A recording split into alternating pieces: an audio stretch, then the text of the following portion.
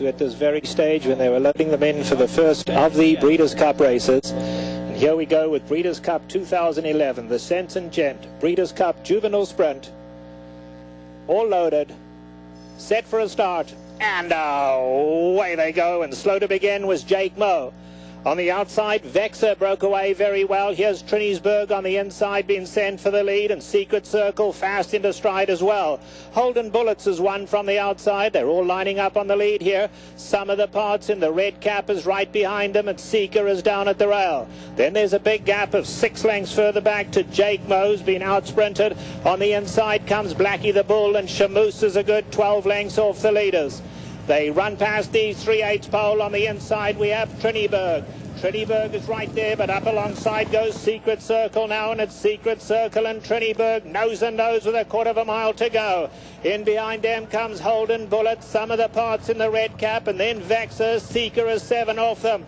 Top of the lane, and Secret Circle has given his head, and he bounds away from them. He's shifting out slightly now, back in again, but it is all Secret Circle in full flight for the wire. Secret Circle clear by 3. Holden Bullet, Shamoose is running a huge one at the rail, and here comes Shamoose like an express train on the inside. Secret Circle now has to hold on. He's shifting pretty badly, but he's done enough to win it. Secret Circle shifted around, but he has won it just under a length. Huge run from Shamoose to come from last, flying for second. Holden Bullets was third, and Seeker finished fourth.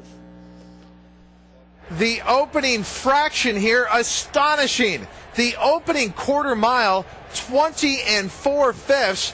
And they were throwing it down early here in the Breeders' Cup Juvenile Sprint, so much so that when we got in the later stages of this race, Secret Circle starts to tire, and look who's running, the filly, Shamoose. Yeah, Shamoose flying on the inside here, Graham, and I think Bob Baffert might have just told Rafael Bejarano, we don't need to lay off, let's push to the lead, we have the best horse, let's see if somebody can outfinish it, and it almost cost him, as you see Secret Circle drifting, and I go, this 5 horse is going to win this race. She was really running on the inside. She's a very clear second in here. The perfect start for favourite backers, almost the perfect start for Europe. That's a tremendous performance, both from the winner, those early fractions, demanding to say the least. Shamoose has probably benefited from that really searching gallop. She was out the back early on. She came up the inside rail, which may well be a good slot, and she's powered home. But this horse, the winner, is a gorgeous looking horse. He's got tremendous early speed. I think we all thought that he might stalk today, but they seemed determined to go at it from a very early stage on the winner. Yeah, and I think this could be an indication.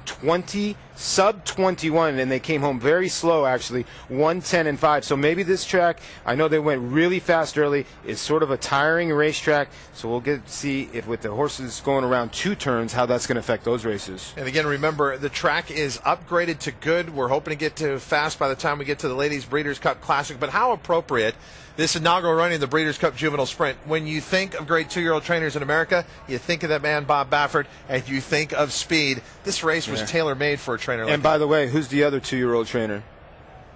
Todd Wesley Fletcher. Ward. Oh, Wesley Ward. And okay. Holden Bullets off since April ran 3rd. So that's an amazing training job as well. Remember, I only get to quiz you guys. Yeah. Back the other way. It's 6-5, 7-1, 2-5, over 15-1, over 17-1, over 9-1. But Graham, back to the discussion point that we had as they were getting to the starting gate.